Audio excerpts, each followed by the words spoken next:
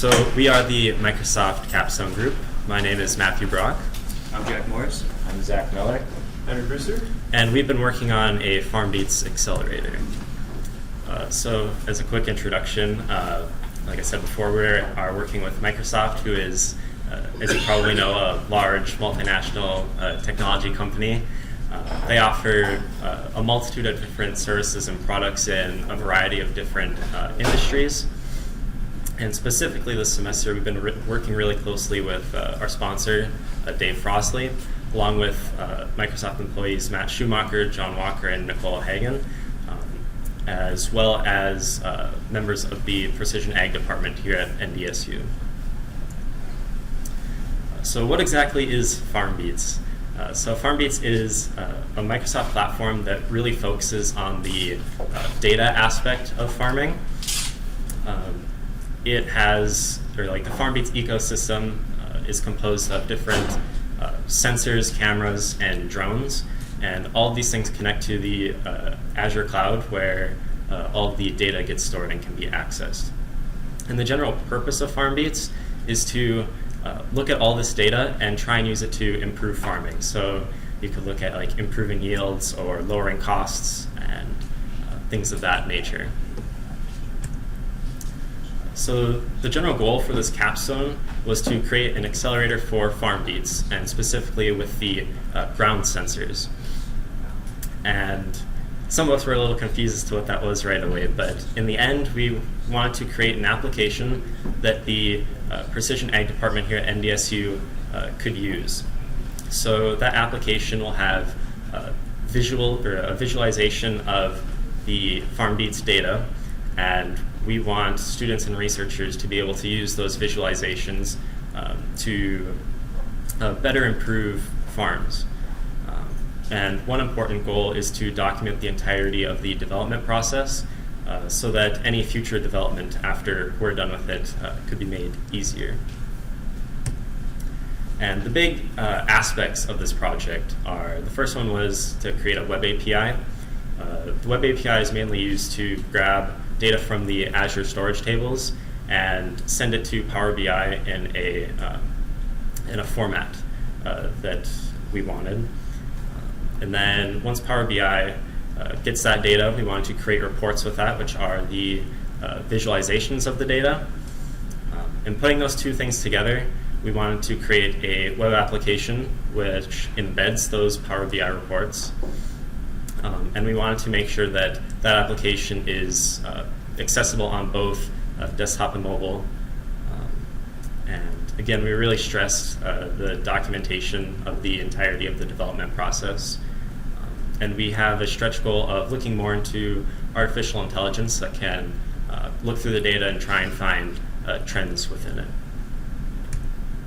And what we've accomplished so far, the main part of Sprint 1 was getting all of our accounts squared away, getting all the applications and programs that we needed installed, and getting access and proper permissions to the directories that we needed access to. Another major part of Sprint 1 was meeting with Microsoft and the Precision Ag Department to try and hammer out all of the requirements for the project. From that point, we formed goals that created a roadmap, so we knew what we needed to get done at what time to ensure that we would be able to complete the project. And in Sprint 2, there were two main things that we finished. We completed the basic web API, so we were receiving data in the format that we had wanted. And the other main aspect was, based on the requirements from the Precision Ag Department, we created mock reports for Power BI, or with Power BI, and they gave us really valuable feedback on that, and we've been constantly going through new iterations to try and best match their requirements. And now we'll talk a little bit more about the API, and I'll pass it off to Henry. Go back to one slide. Yeah. So what is a web API? It's basically your middleman between your server on one side and your front end on the other side. So it's just going to be passing data from the front end or from the back end to the front end, formatting it in a way that most front ends can organize. In our case, we didn't have access to the data for a while because there was issues getting our accounts squared away. So we started by learning about C# Web APIs and how they're implemented. We've had experience working with different Web APIs, but not specifically C# and the ones made by Visual Studio. So we started with that, and the first iteration was with SQL because we thought that the data was going to be in a SQL database. And then eventually we learned that the Azure storage accounts are NoSQL databases, so we had to change a lot of our connection strings, a lot of our conversions, a lot of those kinds of things to get our data in. And then we also learned that the Cosmos database is a new thing that Microsoft is making, so that all of the tables that were in the storage account is being shifted over to the Cosmos databases. So a lot of the API and all of the documentation is on the Cosmos database instead of the Microsoft storage accounts. So we had to kind of just duct tape it and put it together so that it would work for our storage accounts, since we're using that instead of the Cosmos database. Talk a little bit about our input data. So the way that the sensors work is when you set them up, instead of all going to one big table, they each create their own separate table. So you can see over here that there's 2 sensor box data. This is the data for one specific sensor. So a lot of the issues is we have to query multiple tables in order to get the data for our farms. So we have to set up a lot of different things, and as you can see, there's a lot of different tables. So it's kind of hard to know which tables to import and which ones to not. And you'll see at the top there, that's our location table. The location is not included on the sensor boxes, so that all has to be manually entered. And we hope to eventually add a service so that it'll automatically enter the data whenever you set up a service box. But on the bottom there, you can see the data for an individual sensor. You can see that it has a farm name for the petition key, so that means you can sort based on farms. So like if you have one in Fargo, you can also have one in Moorhead, and you can sort based on whether you want in Fargo or in Moorhead. But since these are individual sensors, they're all going to be the same. And you can see all of our various channels for the different sensors on the box that will be updated as it goes. And then what the Web API is going to do is going to combine all of this data into a JSON string that outputs to a website. Right now it's locally hosted, but eventually we hope to get it hosted on like a website that's permanent. Our basic values are going to be the ID, latitude, longitude for locations. We're going to have temperatures for both soil and air, moisture for the soil, light conditions, wind speed, direction, and also a timestamp, so you can sort by time, which will be shown later in the Power BI side. But basically, this is just a specific sensor. So this isn't all of the sensors together in one. It's just one sensor. This is what the data will look like once it's done. And so that goes to our services. Right now, we only have the updating location and the getting a specific sensor data. I hope the next goal is to be getting the farm data. So like you can go to one specific farm and get all the data for that, and then store that so they can work on that. But as of right now, we're just working on this, and there are some issues with the location table. It's not querying correctly, so we hope to fix that with the next sprint. And I'm going to pass it off to Jack for the Power BI side. All right, so what is Power BI? It's a really useful and intuitive tool made by Microsoft that lets you create visuals for any sort of data you may have, sports, financial, or in our case, farming. And the cool thing about it is it can be embedded into any apps and websites that you want, which is what we're going to be using.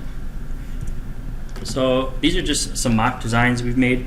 I'll show you more in the live demo, but these are some stills. So our main page is going to be a sensor map, and that's kind of just a map view that's going to have different nodes, one node for each sensor. It's kind of going to look like a grid or however they place them. You can click on each individual sensor, or you can not click on any and it'll give averages. And then for 3 detailed sensor report pages, we're going to go with gauges, line charts, and heat maps. And I have one still for each of those pages here, just to kind of show you what it would look like. And then one important aspect that the egg team wanted was to be able to filter by any time interval that they wanted. So we'll show that in the live demo here right now. All right. So I want to start off with, this is just a small sensor map. It's just a subset of data that I had. Obviously, if there were more sensors, it would take up the whole page.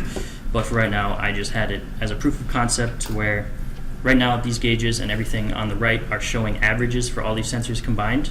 If you were to click on one individual sensor, it'll change to that specific sensor's information. and then you can click back and it'll go back to an average page. Moving on to heat maps. This is a proof of concept heat map page. You can filter by anything you want here. Right now, it's only one color, that's all blue. For a future goal, we're going to change it to different colors depending on what is chosen and the intensity of what is chosen. So I'll show you that there. Now we're going to move on to the gauges and line charts. This is where I can show you the time interval piece. So right now it's only showing data for one specific day, but you can, let's say you wanted to have it span over a period of many days, you would just drag this to whatever you wanted and it'll show the averages. For all of that, showing the dates here, I also have it to where you can filter by day, week, month, quarter, or year right here. So let's say I wanted this week right here, you could just click on it and it will give you the average data output. And quarters is very important for farming. Right now, this is only data taken from Azure that was October, November, and December of last year. So it's only showing one quarter. But if there was a full data set, let's say the sensor was running for a whole year, you would have a full data set right here on this time scale.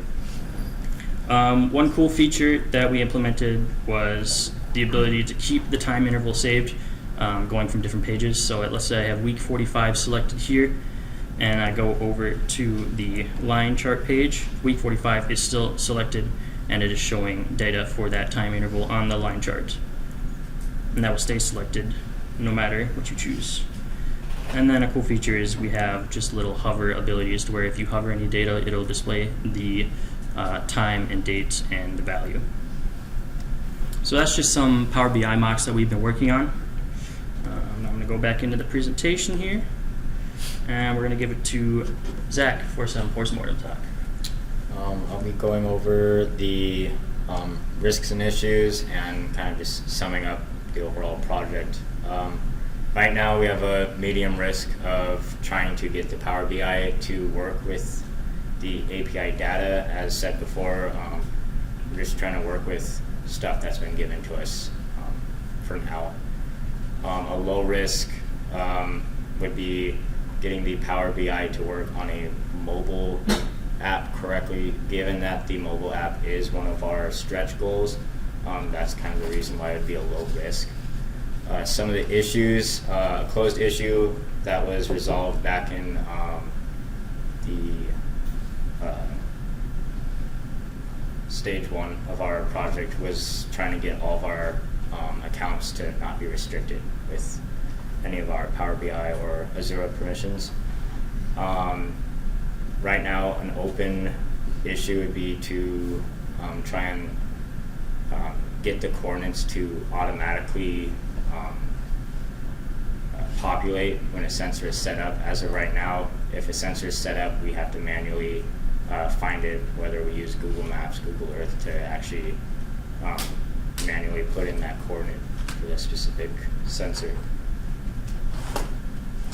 Kind of a reflection overall, we've kind of made some great progress this semester, just getting the basic building blocks of the Power BI and the web app to try and set it up for the future, for the AI to be used and the mobile app to be created.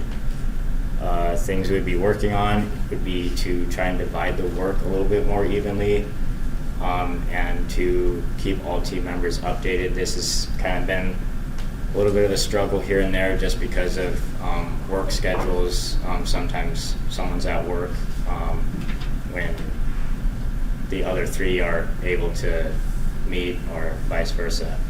And then we'd also try and clean up the API code, as Henry was talking about.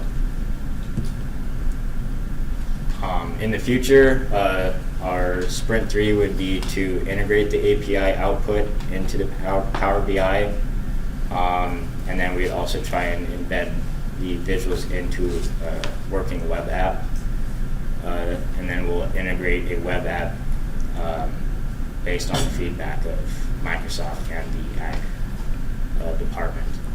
And then our final sprint would be to optimize a desktop mobile app if time permits, being again, a stretch goal.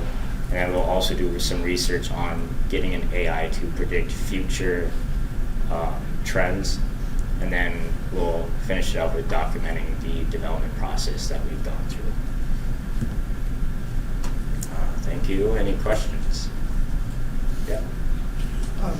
Is there a way that you could correlate or display more than data from more than one type of sensor? For example, rainfall and soil moisture. Yes, we can do that in the line chart view. I have it set to just one right now, but you can theoretically choose as many different categories as you On the want. same, like on the same graph or something? Yes. That'll be nice, yeah. Mhm. And also, is the fact that you're having trouble with latitude, longitude because the sensors are indoors?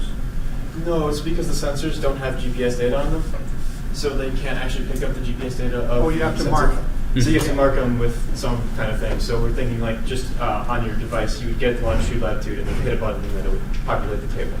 Yeah.